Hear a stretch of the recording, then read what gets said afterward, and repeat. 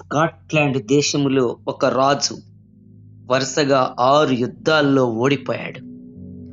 అవమాన భారంతో రాజు రాజ్యములో నుంచి ఒక గుహలోకి వెళ్ళి దాంకున్నాడు. అవమాన భారంతో కుసించిపోయాడు. మరణం తప్ప మరో మార్గం లేదు అనుకుంటున్న రాజుకి అక్కడ ఒక సంఘటన కనపడింది. ఒక సాలీడు స్పైడర్ గూడు కట్టుకుంటూ కనిపించింది.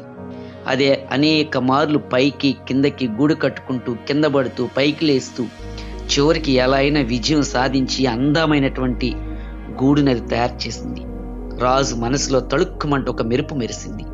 అది నేర్పుతున్న పాఠం కింద పడడం కాదు, ఎలా పైకి లేచామన్నది. అందుకే రాజు పైకి లేచాడు, కత్తి చేతబట్టాడు, గుహ నుంచి బయటకు వచ్చాడు.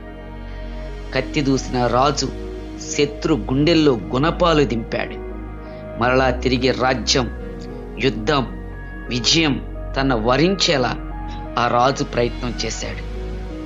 ఎలా పడ్డామన్నది కాదు, మరలా తిరిగి ఎలా నేర్చాం అన్నదే ఈ యొక్క కథ నేర్పుతున్నటువంటి పాఠం.